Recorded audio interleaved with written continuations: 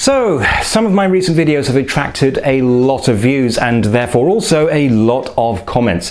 With so many, it is tough to keep up, but I do try to read as many as I possibly can.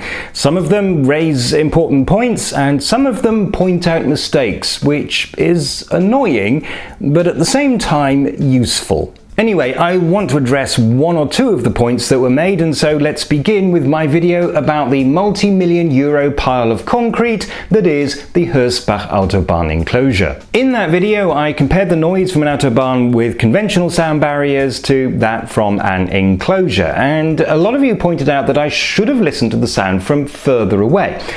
Because conventional barriers cause sound to refract, once you get a certain distance away, they no longer work. This is neatly explained in a video by Cheddar, and in fact, I was planning to make that exact point in my video. But when I got there and stood where I should have heard the Autobahn loud and clear, I couldn't. Well, it turns out there's something that everybody's missing. The noise level falls off with distance according to the inverse square law. So, where I was standing, the sound was in fact reaching me, but it was so quiet, I couldn't hear it at all above all the other ambient noise. It probably depends on where you build the barriers, what you make them of, how high they are, and so on. All I can say is that where I was, I simply couldn't confirm the effect, and so it didn't go into my video. A lot of you said that if people didn't like the noise, they shouldn't live so close to an autobahn. Now, there are a few issues with that, and to go through them all would be a whole new video that actually wouldn't really fit on this channel. But one of those issues is that just a few decades ago, autobahns were much quieter than they are now. This part of the A3 was built in the 1950s and there was much less traffic in those days.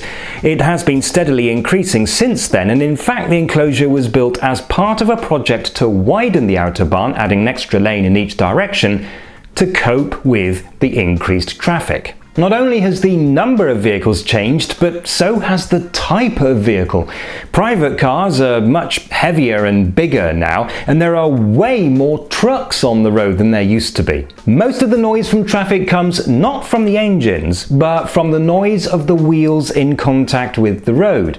So, heavier vehicles means more noise. Moving on, my video about German municipalities also generated a lot of comments. Some of you took issue with my statement that the 3 city-states don't have municipalities, and some others took issue with my statement that there are 3 city-states. Okay, so the states of Berlin and Hamburg are also cities. The state of Bremen counts as a city-state, but is in fact 2 cities, and in a sense the 2 cities are municipalities, but they are a special class of municipality. Meanwhile, Berlin and Hamburg are technically both states and municipalities, so those who said that are absolutely right. However, the point here is that there is no distinction between the state and the municipality, and so they don't contain municipalities, and it doesn't make much sense to call them municipalities. They do have internal divisions, but they're not like municipalities. Municipalities are territorial corporations with legal status. The boroughs of the city-states are not. As for the 2 cities of Bremen, well, the Senate of the Free Hanseatic City of Bremen functions both as the government for the whole state and the executive for one of the cities. And we'll leave it there because it's already giving me a headache. I also mentioned urban districts as not having municipalities, and again, the point here is that there is no distinction between the district and the municipality, and so these cities don't have municipalities, they are municipalities. So thank you for your comments and please keep them coming.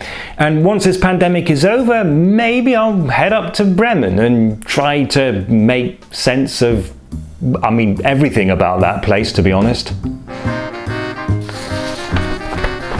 Regarding comments, I actually need them now more than ever because I'm experimenting with ways of improving the performance of this channel. It does seem that I'm moving in the right direction, but obviously I don't want to alienate existing audiences while at the same time trying to attract new viewers. So any feedback that you can give me, positive or negative, will be very helpful.